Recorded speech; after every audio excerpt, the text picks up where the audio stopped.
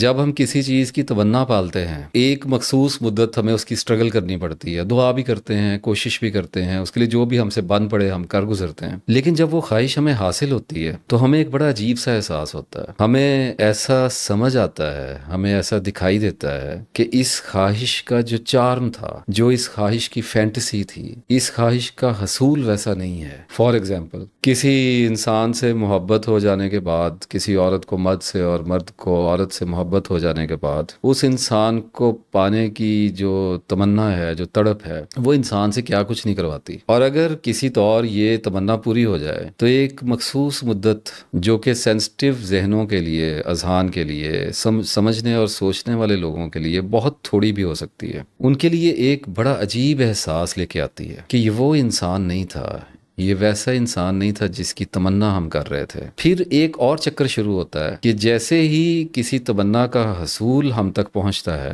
اس کی طلب پھیکی پڑ جاتی ہے اور وہ نارم میں داخل ہو جاتی ہے۔ It becomes our new norm, actually ہمیں اس کی عادت ہو جایا کرتی ہے بہت تیزی کے ساتھ۔ کل جو بہت خاص تھا آج بہت عام ہو جائے گا، تو جب خاص عام میں ڈھلتا ہے تو ڈپریشن آتا ہے۔ اور اسی طرح سے ہم اس چکر کو انڈرسٹینڈ کرنے کی بجائے اگلی خواہش کو چیز کرنے کے پیچھے لپکتے ہیں، اور ہر انسان اپنی زندگی میں بہت سی خواہشات کو، بہت سی ڈیزائرز کو چیز کر رہا ہوتا ہے، ان کا تعاقب کر رہا ہوتا ہے۔ سورہ نجم کی 24ویں آیت ہے، اس میں اللہ تعالیٰ نے فرمایا کہ کیا انسان کو وہ سب کچھ میسر ہے جس کی اس نے آرزو پالی؟ اور آبویسلی ہم دیکھتے ہیں کہ ہم اپنی تمناؤں تک پہنچنے میں اکثر ناکام ہی رہ جایا کرتے ہیں، اور جو تمنائیں ہم پا لینے میں کامیاب ہو جاتے ہیں، جو آرزویں ہماری پوری ہو جاتی ہیں، ان کی حیت اور ان کی کیفیت اور ان کا ہمارے تک پہنچنے کے بعد جو انداز ہے اور ہماری زندگیوں میں ان کا جو امپیکٹ ہے، وہ بالکل ویسا نہیں ہوتا جس امید کے ساتھ ہم ان کو چیز کر رہے ہوتے ہیں، ان کا تعاقب کر رہے ہوتے ہیں۔ دونوں صورتحال میں ڈپریشن آتا ہے، کسی کو کم آتا ہے، کسی کو زیادہ آتا ہے۔ یہاں تک تو سروائیو کیا جا سکتا ہے، مسئلہ یہ پڑتا ہے کہ خواہشات کے پیچھے بھاگتے بھاگتے آدمی اٹیچمنٹس کا شکار ہونے لگتا ہے۔ اٹیچمنٹ سے میری مراد کسی بھی شے سے، کسی بھی انسان سے، کسی بھی مقصد سے وابستہ ہو جانا ہے، اس کے ساتھ جڑ جانا ہے اور اس کو اپنی زندگی کا مطمع نظر جان لینا ہے۔ جب انسان کسی شے پر، کسی بھی دوسرے انسان پر، کسی بھی اپنی ڈیزائر پر ٹائم انویسٹمنٹ کرنا شروع کرتا ہے، یعنی کہ اس پر سٹرگل کرنا شروع کرتا ہے، اس کو اس خواہش کے ساتھ، وہ کوئی بھی ہو سکتی ہے، انسان ہو سکتا ہے، گاڑی ہو سکتی ہے، پیشہ ہو سکتا ہے، کوئی زندگی کا بڑا مقصد ہوتا ہے، کچھ بھی ہو سکتا ہے، اس کو اس خواہش کے ساتھ اٹیچمنٹ ہونے لگتی ہے، ذہنی اور جذباتی وابستگی ہونے لگتی ہے، کیونکہ اس کے روز و شب اس کی فکر میں گزر رہے ہوتے ہیں، اور ذہن ہمیشہ اسی کے بارے میں سوچتا ہے جس کے خیال سے وہ زیر بار ہوتا ہے، جس خیال کے وہ زیر اثر ہوتا ہے۔ اب یہ جو اٹیچمنٹس ہیں، یہ ایک دوہری مصیبت کے طور پہ سامنے آتی ہیں کہ ایک تو ہم خواہشات کو چیز کر رہے ہیں، اور دوسرا ان خواہشات کے ساتھ ہماری اٹیچمنٹ ہوتی چلی جا رہی ہے۔ جب ہم اس پروسیجر سے گزرتے ہیں اور ہماری عمر بھی اس کے ساتھ ساتھ بڑھ رہی ہوتی ہے، تو ہمیں ایک بہت بڑے مسئلے کا سامنا کرنا پڑتا ہے جس کو تنہائی کہتے ہیں، لونلینس۔ تنہائی کی ایک وجہ ہے، اور وہ وجہ بڑی لاجیکل اور بڑی ریشنل ہے، منطقی ہے۔ جب انسان اپنی ساری زندگی اپنی خواہشات کا تعاقب کرنے میں لگائے گا، اپنی ساری ذہنی توانائی، اپنے سارے جذبات کو، اپنے دن رات کو حیات الدنیا کو سنوارنے کے لیے اور دنیاوی ترقی کو حاصل کرنے کے لیے اپنا وقت لگائے گا، تو وہ تنہا ہوتا چلا جائے گا۔ انسان اس بات کو سمجھنے میں ناکام رہ جاتا ہے کہ وہ خواہشات کا جتنا مرضی تعاقب کر لے، وہ کتنا بھی اٹیچ کیوں نہ ہو جائے کسی دنیاوی چیز سے، کسی رشتے ناطے سے، کچھ بھی کر لے، اس کو اس دنیا میں سمجھنے والا کوئی نہیں ہے۔ انسان کی سائیکی، اس کی نفسیات میں اللہ تعالیٰ نے تنہائی رکھی ہے۔ انسان اپنے پیدا ہونے سے لے کر اپنی موت تک اکیلا جیے گا، یہ ایک ڈیوائن ڈیسیژن ہے، یہ اللہ تعالیٰ کا فیصلہ ہے۔ اب ساری زندگی آدمی دوست بناتا ہے، رشتوں ناتوں میں پناہ لیتا ہے، بچوں میں، بیوی میں پناہ لیتا ہے، اپنے کاروباری کولیگز کے ساتھ پناہ لیتا ہے، اپنے ہم خیال لوگوں میں پناہ لیتا ہے، لیکن اگر وہ سوچنے سمجھنے والا ہے، عقل رکھتا ہے، شعور رکھتا ہے، تو وہ 35-40 سال کی عمر تک اسے اس نتیجے پر پہنچ جانا چاہیے کہ وہ جو کچھ بھی کر لے، وہ کبھی بھی اپنے جذبات، اپنے خیالات لوگوں تک نہ تو پہنچا سکتا ہے اور نہ ہی انہیں اس پر قائل کر سکتا ہے۔ ہمارے پاس اپنی فیلنگز کو، اپنے ایموشنز کو، اپنی تھاٹس کو انٹرپریٹ کرنے کے لیے جو واحد ٹول دستیاب ہے وہ لفظ ہے. ہم بولتے ہیں، اور جب ہم بولتے ہیں، میں نے اپنی کتاب میں اس پر مفصل بحث کی ہے کہ فار ایگزامپل آپ گلاب کا ایک پھول ہے، اس کی خوشبو سونگھ رہے ہیں، آپ کسی کو یہ نہیں سمجھا سکتے کہ وہ خوشبو کیسی ہے. آپ غم محسوس کر رہے ہیں، آپ کسی کو نہیں سمجھا سکتے کہ آپ کے اندر سے کیفیات کیا ہے. جذبہ کبھی بھی بیان نہیں کیا جا سکتا.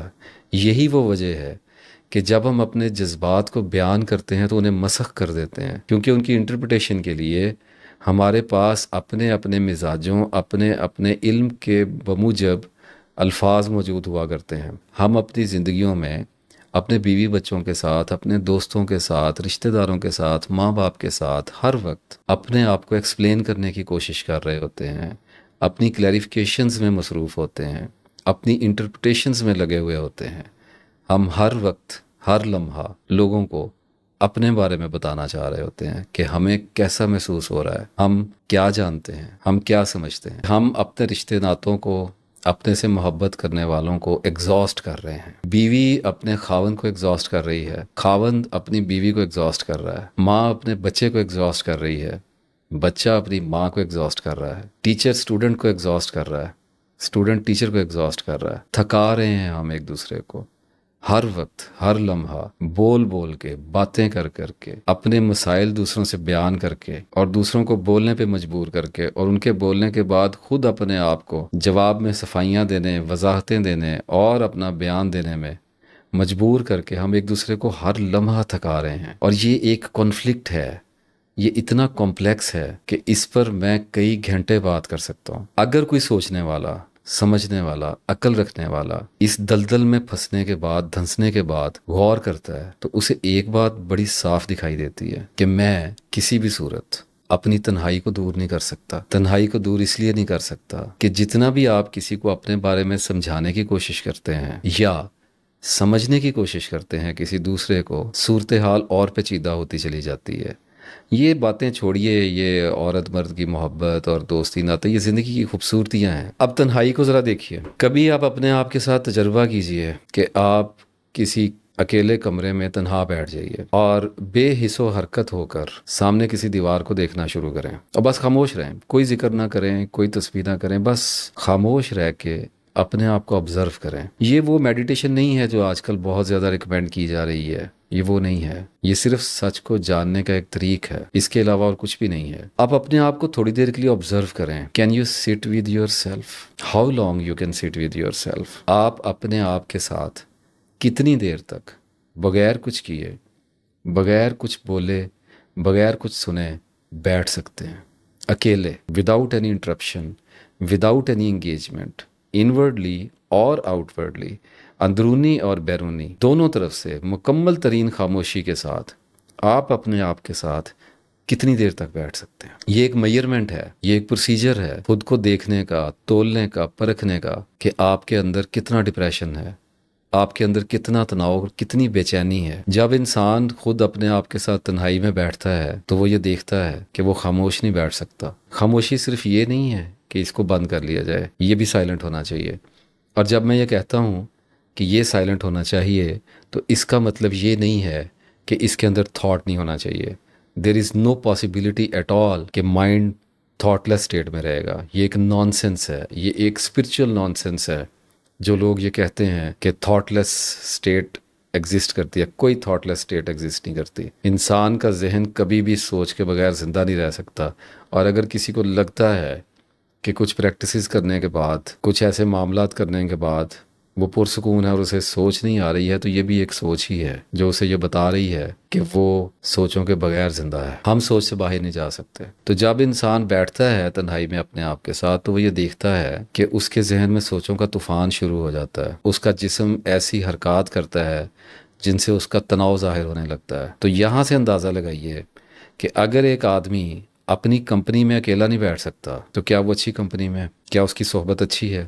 سب سے اچھی صحبت، سب سے خوبصورت کمپنی انسان کی اپنے آپ کے ساتھ. اگر انسان اپنی تنہائیوں میں اپنے آپ کے ساتھ آرام سے رہتا ہے، اطمینان سے رہتا ہے، پریشانی میں نہیں رہتا. کیونکہ جس وقت ہم تنہا ہوتے ہیں ہمارا سیلف اوپن ہو جایا کرتا ہے، ہمارا نفس کھل جایا کرتا ہے، اور ہم یہ دیکھ سکتے ہیں کہ ہم کس طرح کے انسان ہیں۔ آپ سب کو میری بات سمجھ آ رہی ہوگی کہ میں کس زاویہ نظر سے اس وقت بات کرتا ہوا آگے بڑھ رہا ہوں۔ تو ایک تو یہ تجربہ کیجئے، اور ایک جب آپ آگے جائیں گے تو آپ دیکھیں گے کہ کچھ دیر کے بعد ہمارے نفس کے سینٹر میں ایک سیلف کا ایک سینٹر ہوتا ہے، ایک مرکز ہوتا ہے، اس کے اندر ایک خلا کا احساس ابھرنے لگتا ہے، ایک وائڈ ایک ایسا خلا پیدا ہوتا ہے جس سے نفس ہمیشہ سے دہشت کھاتا چلا آ رہا ہے۔ اس خلا سے بچنے کے لیے، بیکاز کرنے کے لیے کچھ نہیں ہے، انگیجمنٹ نہیں ہے، ذہن ساری زندگی ہمیشہ کچھ نہ کچھ کرنے میں زندہ ہے، کسی نہ کسی انگیجمنٹ میں زندہ۔ اور آج کل تو جو موبائل نے ہماری حالت کر دی ہے وہ تو آپ سب کے سامنے ہی ہے۔ تو